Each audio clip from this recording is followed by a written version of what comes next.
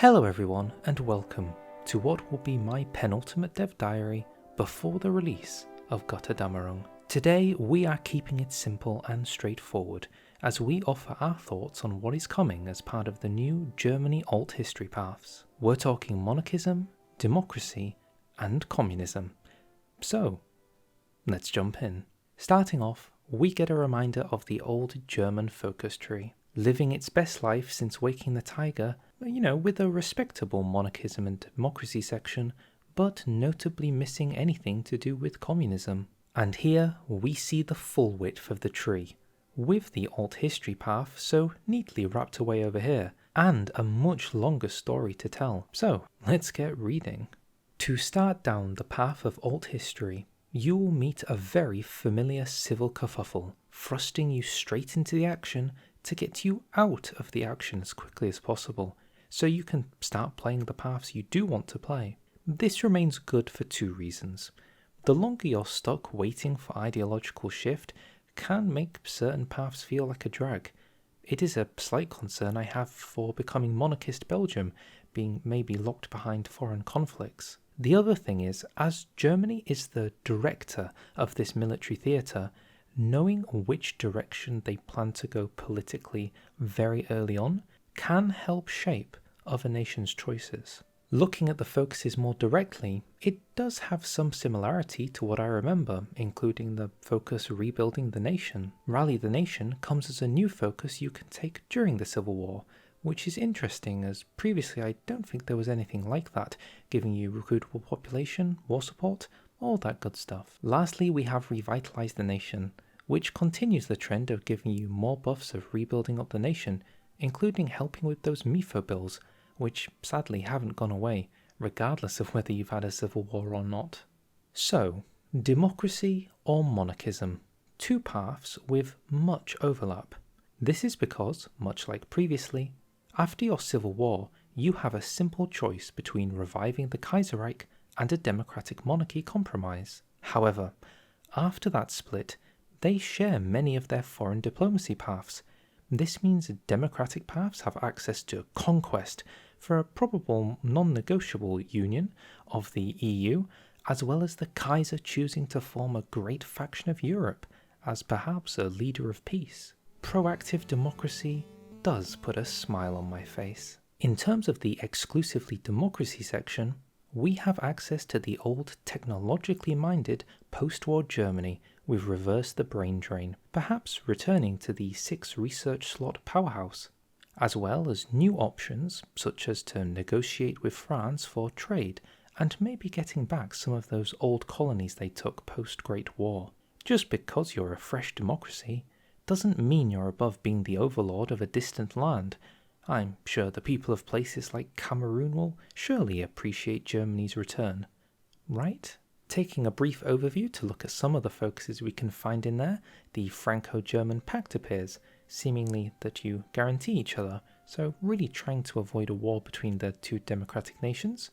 Shared R&D programs helps by boosting research for all faction members, and also a nice trade deal going on between Germany and the Benelux, where all participants seem to get one civ, so maybe Luxembourg can maybe participate, but it mostly seems to be Netherlands and Belgium.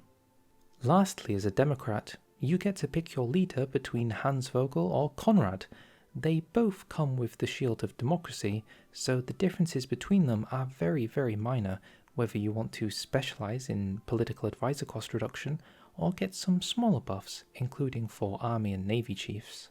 Moving on to the pure monarchism side, we have another choice of allowing the Kaiser to assume direct control, or instead allow a military government to oversee policy on his behalf. While the Kaiser may want to make some super projects, the military are planning on making the greatest army the world has ever seen. Maybe they don't want to get bogged down by some trenches and a lack of oil. Both sides will want to reform the military to a more powerful traditional symbol of German strength, as well as a quick diversion to secure a tasty chunk of Denmark. What do we think is more powerful, the German colonies in Africa taken by France, or the state of South Jutland? I'm leaning that maybe going democratic is giving you the slight edge, at this early stage. Now, as I mentioned earlier, both ideological paths shared diplomatic options seen in the Weltpolitik, or world politics branch. This section predominantly deals with Britain being the main custodian of global affairs, with their grand navy, and so it's up to you to decide the best course of action.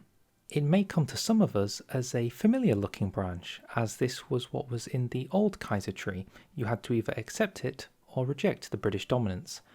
There's a focus to carve up the Congo with Britain, which was considered historically, and then you work down to presumably join with the Allies and go after France. So this was kind of here before. On the right, we have expanded options for going against Britain as well, and on the very bottom right, realizing Middle Africa, meaning that I was so worried that the Reich Commissariat would be so exclusive that going monarchist Germany you would miss out, but it seems like you won't. Finally, I would be remiss if I didn't mention the central section dedicated to working with China. So it seems that you can go back to China and ask them to return Qingdao. In doing so, you can maybe help them against their war against Japan and become a dominant power in the Far East.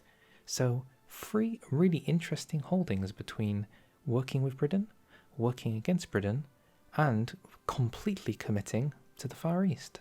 Moving on from world politics, we have realpolitik, bringing international politics to the doorstep of Germany. Due to this branch also being shared between monarchy and democracy, it's interesting to see how we start on the left, with Mittel Europa, a way to begin befriending or annexing your neighbours for regional dominance. Austria, Hungary, Czechoslovakia, Italy, the wider Balkans, all up for grabs, and all open to a European Confederation branch. If this means there's some kind of united European Union, which is a continental monarchy under Wilhelm II, then that would be quite remarkable. It seems it even ends with some Ottoman Central Powers shenanigans. A monarchist European Union, if that is true, that is so huge.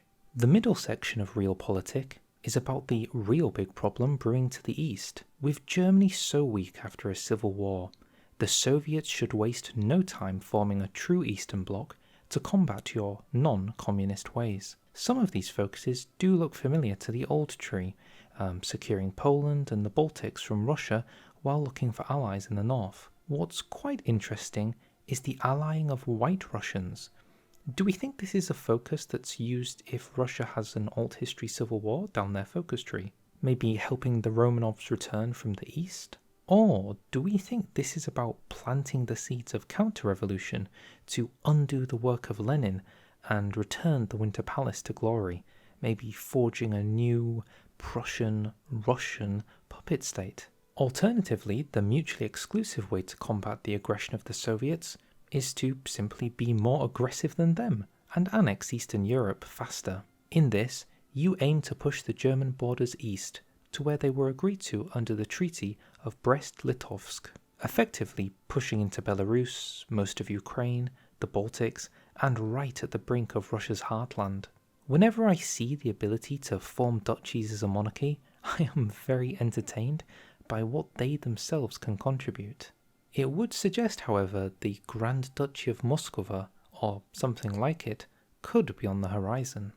It's worth noting that whether you choose to ally the Eastern Front and work with them against the Soviets, or choose to go annexing them by restoring the borders, both paths will ultimately result in trying to end European communism and go after Russia, so it all ends with fighting Russia in the end.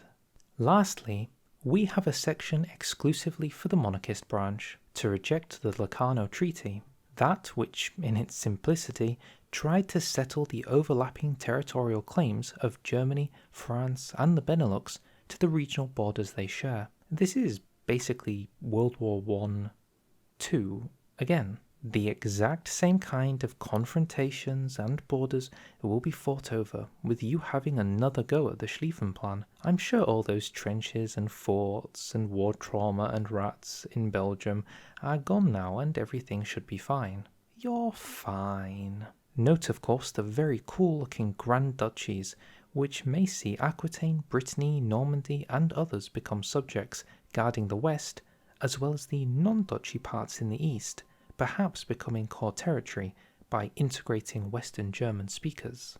In conclusion to this section, I think the reworked Germany Old History branches look excellent. There's no other way to say it. This is exactly what I have been saying since forever. Less railroading of events down paths, but giving players an open selection of interesting issues around the world to contend with, and saying, you pick. Want to go focus on China and help the Chinese defend against Japan from Qingdao? Boy, do I have the path for you. Feeling up for some anti-Soviet Cold War goes hot gameplay? Lock in. Forming the European Union without any of this Treaty of Lisbon nonsense, but by strength in democracy? Helldivers, stand by. It's time to handle the last core section of Germany though, the one that used to not even exist. What does a communist Germany focus tree look like? Well, taking a look at it from a distance, we can clearly see it's not as big as any of the other branches. This is of course common among communist branches, they always seem to get the shortest stick, but it doesn't look terrible. We seem to have some early setup towards getting your nation in that position. There is, of course, a mutually exclusive decision in the middle, which we'll come to eventually, but there's also side paths, little branches that you can take in the middle, and a lot of it doesn't seem to be completely mutually exclusive. There's focuses in the middle a lot of the times that are actually shared between branches, so there may be some good options here. The path to becoming a communist Germany is an interesting one, because it seems it's set off by the instability of the previous civil war. That is to say, from being fascist, you have a civil war, to instate a non-aligned government as you did before, but then the communists take that recovery period to plan to overthrow the non-aligned government, perhaps sending you into a second civil war, back to back, Civil War II, Civil War Boogaloo. The way I see becoming communist working reminds me of the British fashion communist mechanics. Once going communist, you must begin converting states inside your country to your side before the uproar explodes into conflict. Not working quickly here means you'll either not have enough states and units converted to your side should a civil war begin and you lose quickly. Decisions and focuses can help expand your setup time as to not lose, so don't ignore them, even if you have MIFO bills to pay. As we can see here, the player who was trying to go communist Germany from the German Empire only got a few states in the northwest, maybe a little bit of Saxony, but for the most part they're not looking too strong. Maybe this was a failure on their part. Another reason though that it reminds me of the British mechanic is because should you manage to get 50% support for your chosen ideology, in this case communism, you can completely bypass the civil war and just flip communism. Now that is a great success. After this point, coverage of the tree becomes a little bit confusing in its format, so forgive me if I now vaguely interpret some images of separate parts of the communist focus tree. For starters, once you set up as communist Germany, you can form the Stasi, effectively fast-tracking you up with an intelligence agency. As far as I recall, La Resistance did not become integrated with the game, so the spy agencies are still a separate paid feature. I'm unsure what this focus will do in that circumstance, but as far as operatives are concerned, it does give you a lot. On the other side of the focus path, we have options to prepare you for a civil war, and or help avoid a civil war, depending on which route you're going down. For the most part, all of these focuses are military based. We see options to do with militias attack, division recovery rate, making sure conscription is good, commander advisor cost, command power, but what they mostly have in common is adding days to the mission, so presumably giving you more time to avoid everything completely collapsing, as well as giving you the communism you might need to avoid the civil war entirely. Assuming you've won your civil war, or you've flipped your ideology peacefully, you unlock a handful of industrial focuses more appropriate to your ideology. Note the bottom focus, called Women's Rights and Equality. This one will actually give you some recruitable population, so there will be women serving in the German army. Looking at the Second Treaty of Berlin, we have a series of focuses that are designed to build some kind of non-aggression pact between Communist Germany and the Soviet Union. This seems to be an agreement similar to the one that happened in April of 26, meaning it's the second one. Through that are options to boost each other's industry. Perhaps it could be a case though of keeping your friends close and your enemies closer as you grow together. This branch doesn't seem to have anything to do with actually joining the Comintern, so, maybe shake their hand but keep a rock in your other. Continuing on with our sub-branches spread across the communist tree, which are accessible regardless of which paths you take, we have sparking the flames of revolution. Throughout the tree are aims to try and convert other nations to communism by building up a civil war inside that nation, then sending troops or guns over there to ensure a communist victory. As you move down the tree, there will be a faction to form, known as the Proletarian International, which makes sense as the focus strengthen Proletarian International will allow you to invite any converted nation into your faction before they fall into the grip of the Comintern. If you're starting your own faction, trying to convert nations to communism, taking a focus that basically forces them to join your faction, I am almost certain you are not friends with the Comintern in any situation. You're just kind of coexisting. We actually get to see two of those focuses in that branch specifically. A Red Europe, 35 days, world tension goes up, but this is how you can start converting countries to communist. Only minor European countries, although, who gets to determine what's a minor nation around here? On the right we have the End to Fascist Europe, which seems to mostly just target Italy.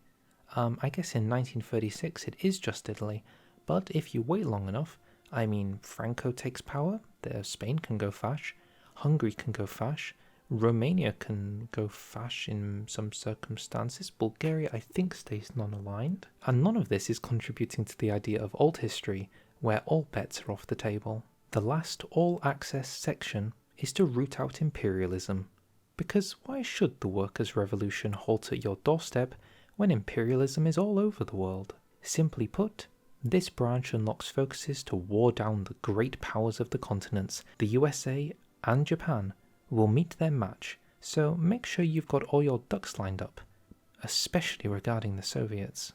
Because that section was a little bit confusing, I just wanted to very, very quickly go over where those things were in the branch.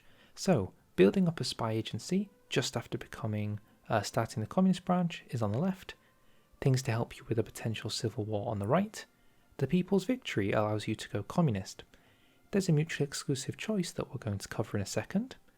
On the side here, we have ways for you to convert other nations to become communist. On the right, there's something to help with industry. At the bottom is your global conquest with communism against America and Japan. And then tucked away on the right is options to deal with the Soviet Union, not necessarily warring them, just, getting along with them, shall we say. The last thing we need to do is talk about that early mutually exclusive choice you have on what type of communist Germany you want to make. Despite being far up the tree, we can see that they haven't been too limiting in what branches they allow you to do. So, following the Spartacus League's example, we'll create a much more social democratic aligned Germany, which isn't so gung-ho about red conquest.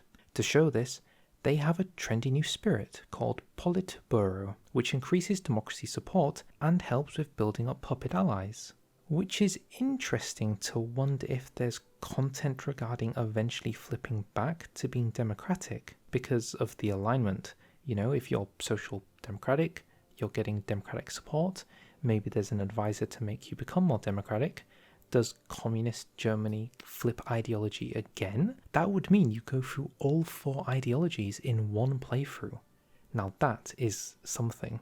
As we saw earlier, both branches will allow you to start fomenting civil wars in foreign nations to make them communist and try and invite them to your faction. The Spartacus path takes the position that those communist civil wars are just a stepping stone to ensuring civil liberties and democratic institutions under your righteous oversight. To do this, they've created a new form of puppet for the Spartacus League called the Volkskommissariat. As we can see from the description, this is some serious subjugation, merely a few steps away from them not existing at all. They lose their peace, they can't even gain autonomy, minus 30%. They give half of all of their industry over, just flat, more trade. Does that really say 90% of the manpower that they can field goes straight to you? I mean, if you were to do that with communist China, puppet communist China, who already have a very high recruitable law, and then help them annex all of China, and they give you 90%, that is basically like coring China. It gets better than that though, because there are also focuses that unlock decisions that will allow you to buff up these special Volk commissariats. So things to do with giving them civs, which you will take, or buffing up their army, which helps them grow, but also allowing you to take even more of their civs and mills. So, wow, I mean, this is really just taking people when they're down, isn't it? Lastly, the final focus of the Spartacus League branch allows you to integrate your Volkskommissariats to form the German Socialist Volks Union, which, and I have nothing confirmed, but could this mean you can core the entire world through this unique puppet type? I'm not sure, because I don't know the extent to how far you're allowed to create those communist civil wars and then use the specific puppet type. I'm not sure how many Volk commissariats are available, but of the ones that are available, you might be able to call them all. So it's either a very big European Germany, or maybe something far more ridiculous. We'll have to wait and see. As the sun begins to set on the Germany alt history tree, we will touch on the alternative to the Spartacus League with the Proletarian Dictatorship. Sounding a lot less social democratic already, dictatorship. This path is actually more simple than civil war, puppet, fermenting, as it's about forming a sphere of influence with the Soviets, so you can each begin your great conquests. This is why you might be able to see it's connected to the Berlin Treaty path on the right, kind of blurred out. You must sacrifice the East, so you can have the West, but I'd say don't worry too much, as all the main resources are in the West anyway. With the focus spheres of influence, you must sacrifice your holdings in the East so you can have the West all to yourself, but I'd say don't worry too much. All the main resources are in the West anyway. Looking at how the spheres are managed, I'm really surprised. So look at this. We keep Hungary, but lose out on Yugoslavia. I feel those borders, especially where Slovenia is concerned, are going to have some serious friction. And it gets more interesting, you lose Slovakia too. So Hungary will be like an odd nublet sticking into the east. How very odd. It's worth noting that beyond spheres of influence, it seems there are focuses directly about going after Czechoslovakia, your half of Poland, Hungary, ever an interesting looking character, and maybe heading north into Scandinavia. And with that, we have come to the end of the communist focus tree, and the main dev diary. Overall, the communist tree has made a very good showing. As a major, perhaps it's to be expected. Not every tree has to become some leading power. I suppose I'm more so refreshed to see a focus tree not relying on an obvious joining the Soviets in an unholy alliance. This might be me being very wrong, and we did see it with the Kaiser, but I'm surprised that a communist Germany doesn't have any outlandish raids or experimental projects at their fingertips. I feel as though if any nation were to take their strength and maybe build a ridiculous wonder or some kind of rocket program, it would be communist Germany. Now, before we end, I'm just going to quickly scroll through some of the final images, taking a look at some characters and some tags for Germany. First up comes some country leaders, all looking very trendy. In terms of some of their buffs, it's interesting to see the Supreme Army Command. The Kaiser has been set to the side, mostly coming with their military buffs. Ernst in the bottom left only giving 0.09 communist support, not just 10, kind of a strange not rounding it up thing, kind of bothering me, not going to lie. Hans Vogel is very interesting because of his passive master impact reduction, meaning your puppets are slowly getting integrated. And lastly we have Walter. Next up are some advisors. Not too much to say as we don't know what any of them do, but some of them do look familiar. I remember there always being a monarchist media mogul. Lastly, we get to see some different colours of Germany, such as the Socialist Republic of Germany. This is a good opportunity to check some of the state borders and how specifically this particular state here in the Rhineland doesn't own this one tile. I assume there's a reason for this. It is kind of funny that the state doesn't follow the river line and then just kind of whoop misses that one tile. Very, very interesting. There's a little raid, but mostly looking the same. The German Socialist Volksunion looking even bigger. Denmark has been annexed in this version. I wonder it's so that they could fit the name in better. This is also the tag where we think you get to core your puppets, so Denmark might be cored in this instance. Next up is the Greater German Proletarian State. Now I must believe they only annexed Poland just so they could fit the name on the screen. That's literally the reason this has been done. I will say though, has it got dynamic naming? Like Krakow and Litzmannstadt? It must be that when Germany annexed Poland, these names get changed. I don't think this was always here, was it? Ah yes, the Kingdom of Germany. I think the colour of monarchist Germany is the best coloured Germany. I'm saying it, it's the best colour. I just like this grey. But if you're looking for something a little bit bigger, there is the German Kaiserreich. I do wonder, what is the difference between a German kingdom and a German Kaiserreich? Probably something to do with, have you gotten some of your African possessions back, or just how big you've managed to form yourself. And lastly, there are some trendy units with some trendy hats. Very nice.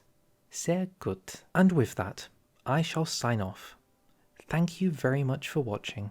I intend only to do a brief overview of the achievements before the release and give some ratings, so beyond that, this is the last main dev diary of Götterdämmerung. Hopefully I will see you all for the release, and we might get to play some interesting paths. To see that and more, please feel free to like, feel free to subscribe, and should everything go well, no nukes inbound, I'll see you all next time. Auf Wiedersehen.